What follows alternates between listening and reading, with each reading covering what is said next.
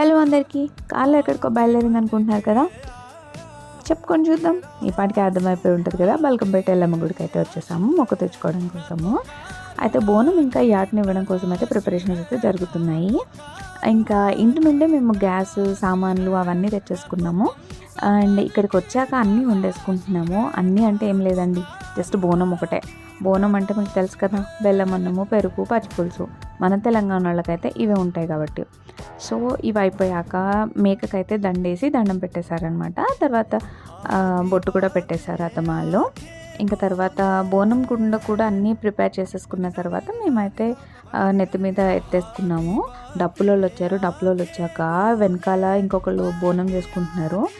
ఆవిడకి సడన్గా అమ్మవారు వచ్చేసింది. ఇంకా మేము పక్కకి జరిగి ఆవిడని వాళ్ళు సంభాళించుకున్న తర్వాత ఇంకా మేము గుడి దగ్గరికి వచ్చేసాము. అమ్మవారికి అయితే బోనం సమర్పించేసుకున్నాము. ఇంకా ఇంటికి వచ్చేసాము అనమాట. దర్శనం అంతా అయిపోయాక మా ఇంట్లో ఏ దావత్ అన్న మా ఆడబిడ్డ అన్నయ్య వండాల్సిందనమాట. ఇక్కడ చూసారా, మా ఆయన ఏదో పని చేస్తున్నట్టు ఉంటాడు కానీ జస్ట్ పప్పు గుత్తితో ఉత్తి పప్పు రుబ్బుతున్నాడు. ఎవ్వరం ఖాళీగా లేము. అందరూ ఎవరో ఒకరు ఏదో ఒక పనులు అయితే ఉన్నారు. తర్వాత వచ్చిన చుట్టాలు, ఫ్రెండ్స్, ఫ్యామిలీ వీళ్ళందరూ ఉన్నారు కదా, వాళ్ళందరికీ భోజనాలు వడ్డించేసాము. చాలా బాగా జరిగిందనమాట ఫంక్షన్ అనేది. అండ్ ఈవినింగ్ అయ్యాక మేము తంబోలా అయితే ఆడుకున్నాము. ఇది కూడా చాలా బాగా ఎంజాయ్ చేసాము మేము ఇందులో. అన్నీ అయిపోయాక పిల్లల డాన్సులు అయితే మ్యాండేటరీ కదా. మా బుడ్డి చూసారా ఎలా ఎగురుతుందో. వీడియో నచ్చితే లైక్